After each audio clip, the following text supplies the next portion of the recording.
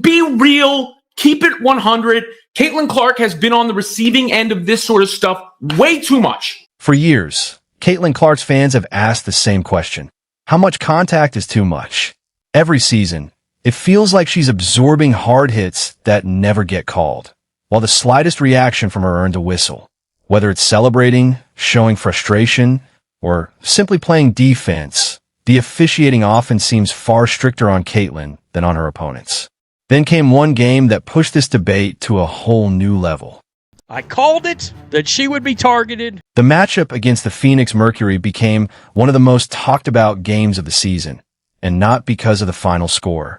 Analysts, former players, broadcasters, and thousands of fans all focused on one thing: the physical treatment Caitlin Clark received throughout the game.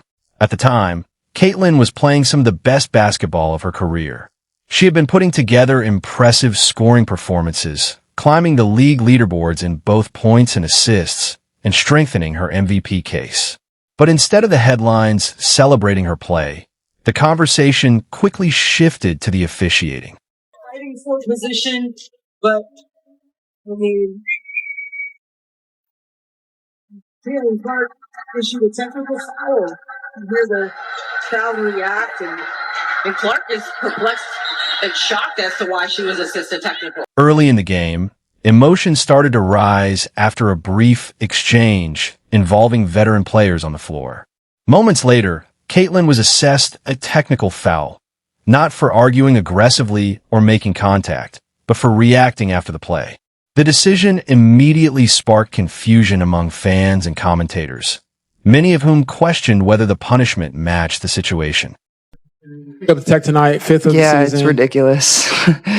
I got a technical for clapping. So, if we should all just go on the calendar now and pick a game that I'm going to be suspended for if I'm going to get technicals for clapping. I asked Gerda.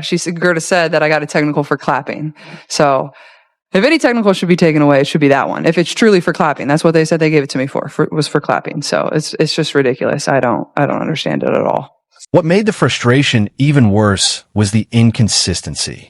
Many fans compared the ruling to previous situations involving other players and wondered why similar moments have been handled differently. That only added fuel to an already heated debate about fairness and consistency across the league. Yo, AT tried to take Caitlin Clark out. Look at that elbow. Oh my. I saw the elbow extend from behind, and that's not going to. She tried to take her out with the elbow. Then came one of the game's biggest flashpoints. During a physical sequence, Alyssa Thomas made heavy contact with Caitlin Clark. To many viewers, it appeared to be an obvious foul. Instead of the expected whistle, the officials reviewed the play and reached a decision that shocked almost everyone watching. Illegal contact is initiated by Caitlin Clark. She comes across the arm, into the body and hips of Thomas. After the review, the foul was assessed against Caitlin Clark for initiating the contact. The arena reacted. Social media exploded. Later in the game, Clark took even more hard contact, including another physical collision that left many viewers concerned. She eventually exited the game and did not return because of back discomfort. Fans immediately connected the injury to the repeated physical play, arguing that several dangerous moments had gone unpunished. Whether watching live or through replays, many believe the league had reached a point where player safety had to become the top priority. Whether it's from Kennedy Carter at the very beginning or Marina Mabry last year or Alyssa Thomas today, way too often she's been on the receiving end of this stuff, and she's getting called for fouls for having her arms straight up in the air and getting technicals for clapping. And then there was the closeouts. Reckless closeouts, whatever you want to call them. And I posted earlier today, she's going to get hurt. If this keeps up, she got hurt back issue. How many times is Caitlin Clark going to get cheap shotted by the same 3 or 4 players over and over and over and over again before the refs do anything about it? But these are analysts and fans. After the game, attention shifted to Indiana Fever head coach Stephanie White. Many fans had hoped to see stronger reactions during the game itself. But in her post-game comments, she finally voiced the frustration that many supporters have been expressing for months.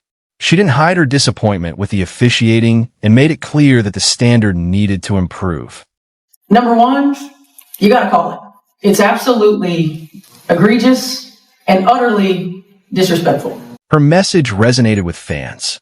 She emphasized that elite players deserve to be protected and that consistency in officiating is essential for the growth of the league.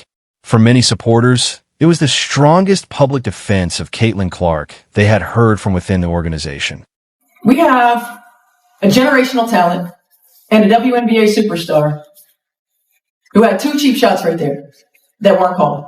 And I just say again, absolutely unacceptable. The WNBA later disciplined Alyssa Thomas with a 1-game suspension, but for many fans, that wasn't enough.